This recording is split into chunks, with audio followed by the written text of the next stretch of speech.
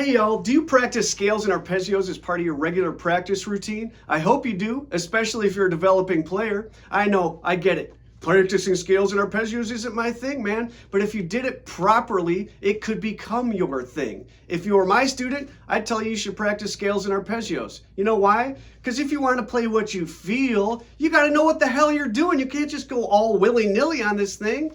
Additionally, if you're practicing scales and arpeggios, are you palm muting everything?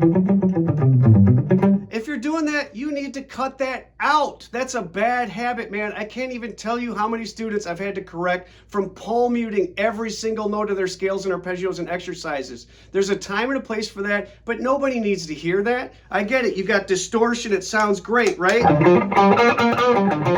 It's like those people who want to put a pinched harmonic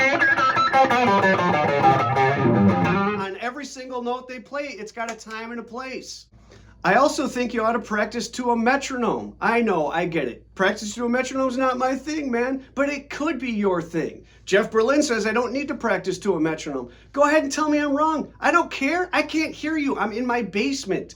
To me, practicing to a metronome is crucial because of the fact that it gives you a tangible marker of your improvement. I used to practice this or play an exercise at 80 BPMs. I can now do it comfortably at 100 BPMs. That's a tangible marker of your improvement. When you plateau, you can't always tell when you're getting better. I also do it because when somebody sends me a bunch of music that I have to learn for a show or something, guess what's at the top of every piece? A metronome marking. How would I know what tempo to play it at if I don't practice with the metronome? That's ludicrous.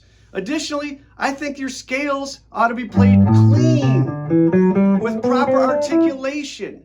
Articulation is how you pick with your right hand.